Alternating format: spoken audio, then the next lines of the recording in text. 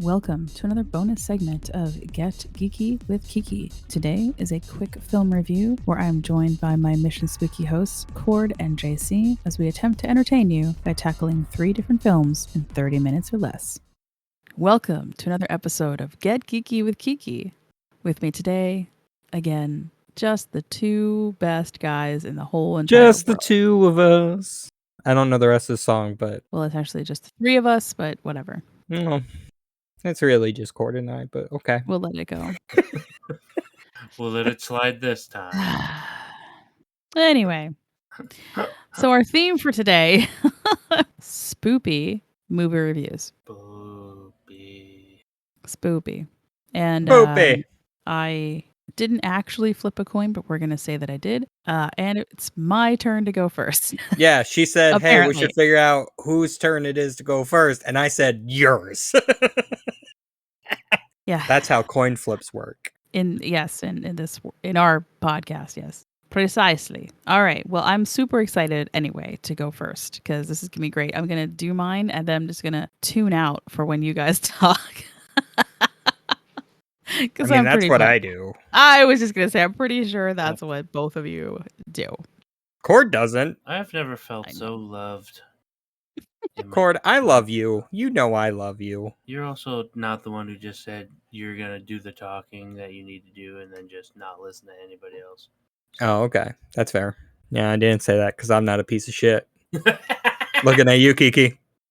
I'm looking in the general direction of the town you live. Because we are still obviously recording from afar. It's fine. It actually works better this way because I don't want to be in the same room with either one of you assholes. Oh my God. Why? You're the one that said the rude thing, and then made Cord feel bad, and then I had to be me. You hurt me. I don't know. Yeah. You hurt Cord, so I had to protect Cord's feelings. Oh my God. Okay. You are literally the person who was like, I don't listen to anything that either one of you say. Stop using logic and reasoning. Your words against you. Yes. Okay. Got it. I love you guys so much. I love me too. I love you too, Cord. We all love Cord. You better. I don't think we have a choice. No, you guys don't. No. We have to. All right. Anyway, I am going to try to do this in 3 minutes. Do it. But as That's usual, what he said. Look, if somebody's doing it for at least 3 minutes, that's actually not that bad. I mean, what? Could be a lot worse. Oh, I've heard it's been a lot worse. I don't have that problem. It's going to be yikes for me, dog. Yeah. You can't last more than 3 minutes, or are you saying that that's not long enough? What? What? What? What are you talking about? I'm saying yikes. I'm not making any comment. Obviously talking about mowing the lawn, okay? What are you talking about, Kiki? I was talking about digging a ditch. I don't know. Because when I mow the lawn, after like 4 minutes, I have to take a break. I'm just winded. Okay, so I'm very out of shape. I woke up 5 minutes ago. I have no idea what the fuck you guys are talking about right now. Probably for the best, Cord. Honestly, I'm so confused. We don't really know either. And I was thinking that this was going to be a family-friendly episode since it is spoopy. I mean, you can cut all this out. It will be. Yeah, editor, cut this out. Got him. Note to the listener. A lot of crap was just cut out. Okay. So I chose Frankenweenie because I've never seen this movie.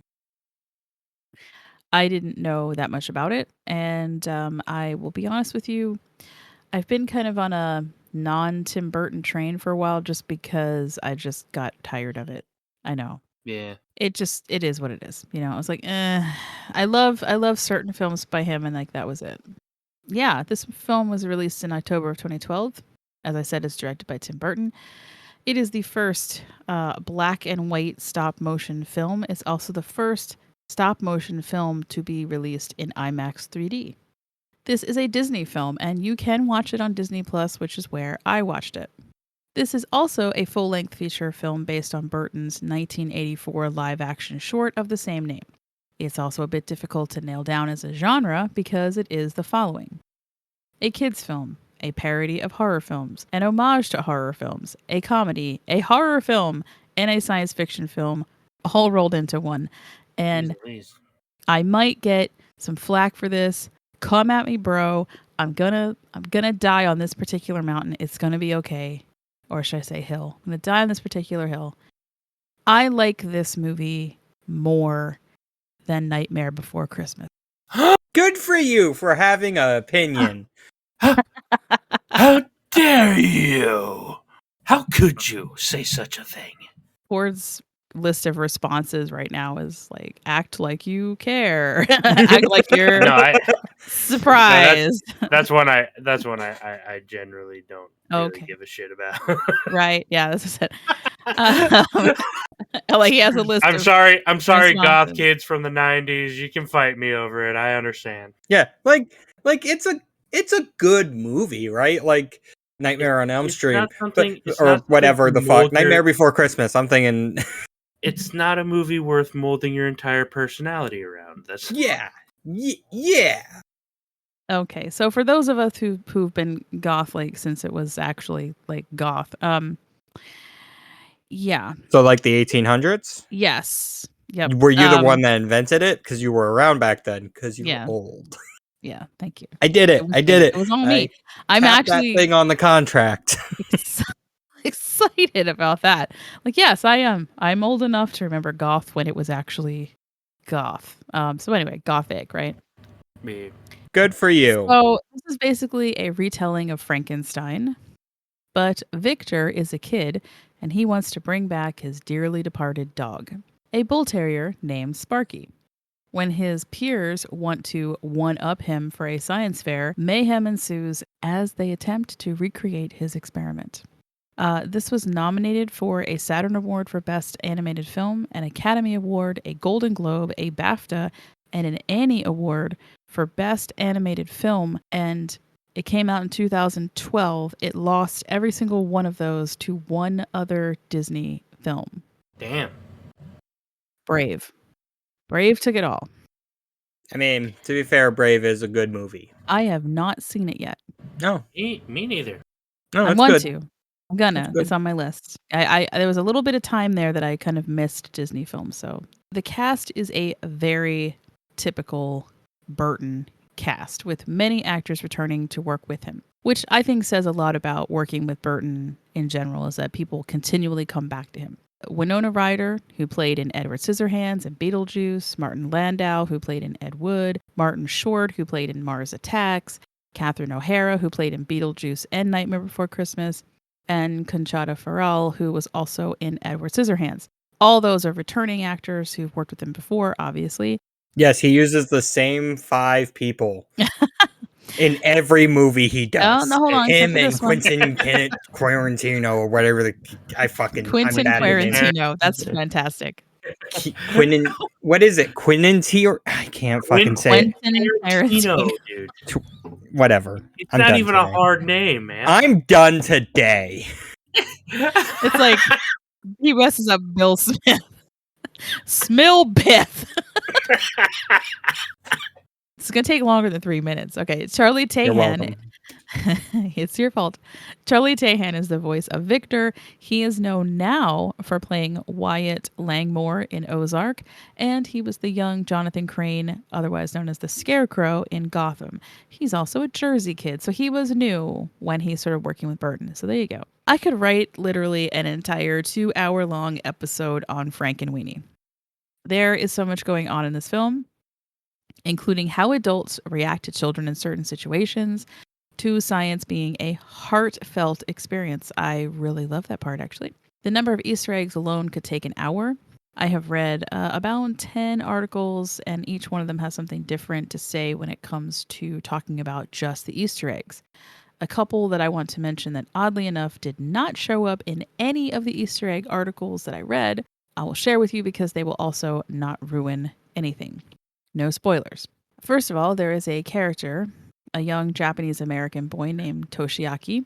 He will eventually have some issues with one of his creations. I think this name might be a reference to Toshiaki Nishizawa, the actor who played Kubota in Godzilla vs. Gigan. Kubota is in charge of World Children's Land when he wants to create some new monsters that will appeal to children. One of them is called Shukra, the monster of homework, and Mamagon, the monster of strict mothers. It's just kind of funny I don't want to spoil the show, so when you watch it, keep that in mind. There is a lot going on with Toshiaki's creation. While I'm not sure if Burton pulled this name directly from Godzilla lore, it is worth a mention considering what happens at the end of the film. Lots of folks mention the Burgermeister character, and yet I have not come across anyone specifically getting into the fact that this character in look and name is directly taken from the stop motion animation classic Santa Claus is Coming to Town. I was like, dude, Burgermeister Meisterburger. Come on, man. Even looks like him. Ah, my favorite. The town name is New Holland. It's a reference to Holland, Netherlands, Amsterdam being the major city there, right? Or one of the major cities there. New Amsterdam, previous name for New York. Oh, yeah, I always forget that. There is a windmill at the end of the main street. This is also Burton referencing another one of his films, which takes place in New York State. If you know, you know. That film is currently my favorite film to watch during spooky season. Okay, this one really got me. I have seen people suggesting that the character of Nasser has a flat top haircut similar to Frankenstein. And the whole movie's about Frankenstein. Except they're not looking at who the character is really paying homage to, which is Boris Karloff in The Mummy. Boris wears a fez hat for almost the entire film in The Mummy, thus making his head look flat. Nasser is also the last name very prominently found in Egypt, and it's Arabic for protector. Strange, possible, really weird coincidence, but Munir Nasser was the production manager on The Mummy Returns with Brendan Fraser. I was like, I don't know if Burton went that deep, but it's still kind of interesting. Yeah, that is strange. Right? There are two references to Godzilla stomping on something. One that gets talked about all the time is the very obvious Godzilla stomping on a police car. That's not really a spoiler. The other is a very subtle one and will only be understood by persons of a certain age. Without spoiling too much, you got to pay attention to the movie being shown playing on the marquee at the theater towards the end of the film. If I say the name, it will completely spoil it, but it is so freaking funny. I bet Cord might know what the Disney movie that's playing at the theater is. The science teacher's name is Dr. Riz Krusky. This guy looks exactly like Vincent Price, of course, the Prince of Horror, right? The last name is kind of interesting to me. If you break down that last part and just like the Krusky part, it sounds very similar to Polish pastry, pruszczyski, which is translated as angel wings. And that pastry is eaten during Lent, which is the Easter season when Jesus is supposed to rise from the dead. So the whole name put together kind of reminded me of, it sounds like Rise Krusky, like Rise Angel Wings. There's a really important reason why that would, be a thing. Also, some of you might not know, but Vincent Price was a gourmet chef. Little side note. And another nod to the science teacher possibly being of Polish descent is that Adolf Beck is the Polish pioneer of electroencephalography. In 1890, he published an investigation of the spontaneous electrical activity of the brain of rabbits and dogs. Beck started experiments on the electrical brain activity of animals. The observation of fluctuating brain activity led to the conclusion of brain waves. This is actually super important. The character's literally going to talk about this in the movie. So I was like, there's so many other Easter eggs. It's ridiculous. Like Burton pays homage to every single horror genre, especially the classics. All the classics are represented. So it's a lot of fun to watch that. I will give this film an A+. It's creative and funny for adults and kids. My 6-year-old sat through this entire film completely glued to it. He asked me a bunch of questions about it. As a parent, to me, that meant he was super engaged in it. And we've been going through the Disney animated film archive, thanks to Disney Plus. He liked Pinocchio and Dumbo and Lilo and Stitch. Those are the only 3 movies that he sat through completely. And this one, if you want a movie that you think maybe your kids are actually going to sit down and watch, Frankenweenie. Hell yeah. Sweet. And I'm adding it personally into my rotation of must-see films ever. I laughed my ass off. I've got to watch this every single year from now on. All right, who's next? JC. Okay. So I watched the movie ParaNorman. I just want to say paranormal because I say it so often in my day-to-day. I almost said it. So ParaNorman follows a kid named Norman who is able to see and speak to ghosts. And he lives in a town in northeast United States where they did witch hunts and stuff way back in the day. And he has to solve a mystery about a curse in his town without going into too many spoilers. The movie was top notch. It has, I don't know what his actual name is, but McLovin from freaking whatever show that movie was. Superbad. Fuck yeah, that was a good movie. It has him in there. I think he voices the bully, I want to say. Yeah, Alvin. Anna Kendrick's in there. Cody Smith McPhee, he is the guy that voices Norman. He's in a lot of things, like he is including like Deadpool 2 and the X-Men and other such things. I don't know his freaking face. I did not recognize his face or voice. But yeah, he did a good job voicing Norman. John Goodman plays Mr. Pentacast. And Jeff Garlin, who is a well-known actor, he plays the dad, who I just thought he had a really good dad voice. I think he did a good job. Jeff, you did a good job there, buddy. But yeah, the whole movie was top-notch stuff. It was animated. It looks like it's often mistaken for a Tim Burton movie, but it is not. It is from the same studio that did Caroline, Laika, I believe, Laika. I'm sure they've done more movies than just those 2, but that's... You mean Coraline? Coraline? Is that not what I said? You said Caroline. I know people are going to yell about that one. Oh, Coraline! I'm dumb. I don't fucking, I do the best I can. But yeah, all in all, it's a good movie. He has slippers that are like zombies, and you put your feet into the zombie mouth, and I want those slippers. Otherwise, yeah, I'd give it like, do we give ratings? Yeah, sure. 8 out of 10. Would watch again, preferably with kids. It's definitely a kid coming of age movie. Dude, we do A, B, C, D, E, F for the rating. I'd give it a B then. There you go.